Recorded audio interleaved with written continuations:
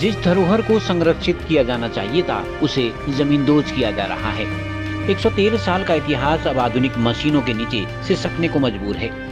हम अक्सर विदेशों में देखते हैं कि सदियों पुरानी चीजों को संजो कर रखा जाता है, लेकिन बागेश्वर में 113 साल की इस विरासत को कचरा समझकर हटाया जा रहा है। क्या नया पुल बनाने के लिए पुराने को मिटाना ही एकमात्र विकल्प था?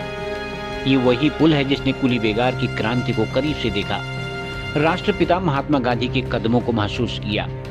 आज निर्माण एजेंसी कहती है कि नया बनाने के लिए पुराने को तोड़ना मजबूरी थी, लेकिन बागेश्वर की जनता पूछती है क्या हमारी भावनाओं की कोई कीमत नहीं? बागेश्वर के लोग इस धरोहर को तोड़े जाने से नाराज हैं। उत्तरायणी मेला देखने में अपने पिताजी के साथ आया था, तो पहली बार जब कक्षा 1 में था तो उस पुल से गुजरा था।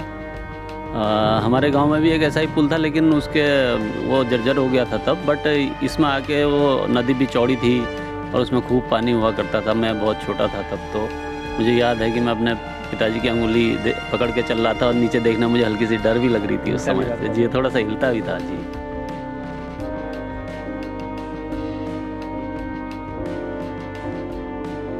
मांग सिर्फ एक थी, इसे धरोहर के रूप में संरक्षित करो, सुधार करो, लेकिन विरासत को खत्म मत करो। मगर अफसोस, कागजों पर चलने वाला विकास लोगों के जज्बातों को पढ़ना भूल गया। ये जो पिलर हैं तो क्या ये हटेंगे? ये वाले जो हैं ये हट जाएंगे, क्योंकि इसमें बेड ब्लॉक पड़ता है, तो इसकी लंबाई पूरी लंबाई पर पड़ेगा। ये जितने में अपार्टमेंट है उतने में ये पूरा बेड ब्लॉक और बैरिंग वगैरह फिक्सिंग होंगे।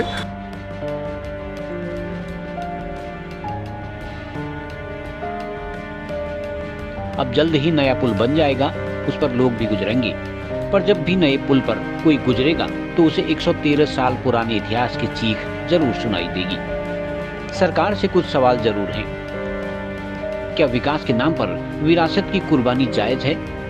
क्या विरासत को बचाते हुए सशक्त निर्माण नहीं किया जा सकता था? क्या निर्माण एजेंसी के इस फैसले से आप सहमत हैं? अपनी राय कमेंट बॉक्स में जरूर दें।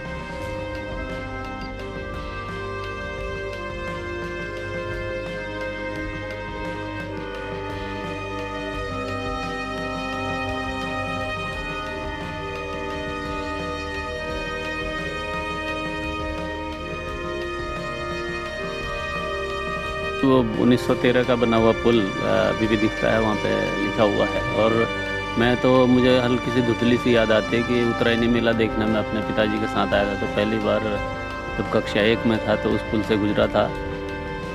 हमारे गांव में भी एक ऐसा ही पुल था, लेकिन उसके वो जर्जर हो गया था तब, बट इसमें आके वो नदी भी चौड़ी थी और उसमें खूब पानी हुआ करता था। मैं बहुत छोटा था तब, तो मुझे याद है कि मैं अपने पिताजी की अंगुली पकड़ के चल रहा था और नीचे देखना मुझे हल्की सी डर भी लग रही थी उस समय से जी, थोड़ा सा हिलता भी था जी। तो इसका जो स्वरूप है, अब कई लोग ये सवाल खड़े कर रहे हैं कि वो जो पुराना स्वरूप था ब्रिटिश काल में, तो बनाया जा सकता था, रखा जा सकता था, तो आप कैसे मानते देखते हैं? हाँ, ये मतलब धरोहर तो थी, इस बात से इनकार तो बिल्कुल नहीं किया जा सकता है, क्योंकि कई ऐतिहासिक घटनाओं का साक्षी भी रहा है वो कुली बेगार आंदोलन में लोग उसी से गुजरे होंगे, और उसके बाद गांधी जी जब बागेश्वर आए थे तो उसी रास्ते से गुजरे होंगे। अभी भी जैसे धरोहर की बात करते हैं, उसके बाद गांधी जी अनासक्ति आश्रम कौसानी में रुके थे, जो 10 दिन का उनका प्रवास था वहाँ पे, तो वो अनासक्ति आश्रम तक धरोहर बना हुआ है।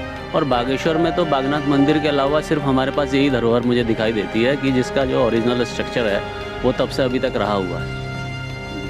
तो क्या सुझाव देंगे अगर आप सरकार को या निर्माण एजेंसी को आप सुझाव देना चाहेंगे, क्या करेंगे? देखिए, मेरा ये मामला है कि संवेदनशीलता से इसको इंजीनियरिंग के वर्क, जन सुरक्षा तो सर्वोपरि है, इस पर तो कोई इनकार कर ही नहीं सकता है, क्योंकि वो सबसे पहले है प्रशासन के लिए भी।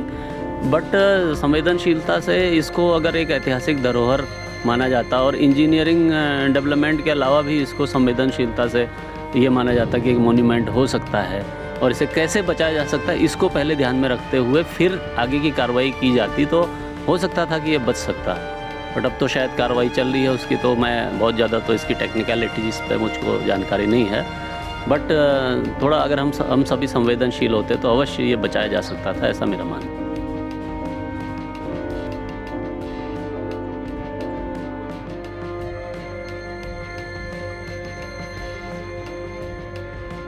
1913 में निर्माण किया था अंग्रेजों के द्वारा, और आज इसकी स्थिति जर्जर स्थिति होने के कारण इसके बॉटम कोट पूरे गल गए हैं, जिससे खतरे का जद में आई थी, इसलिए इसको प्रशासन द्वारा बंद कर दिया गया था।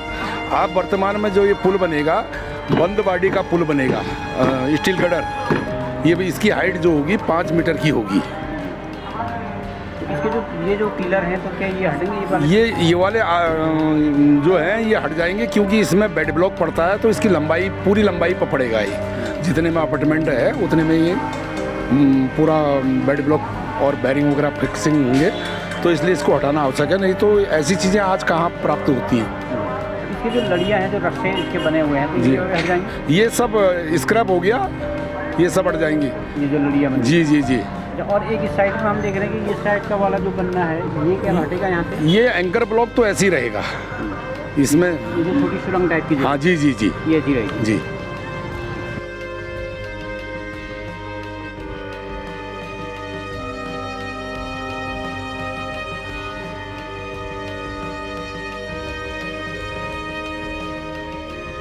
खबर को जानने के लिए चैनल को लाइक, सब्सक्राइब और फॉलो जरूर करें।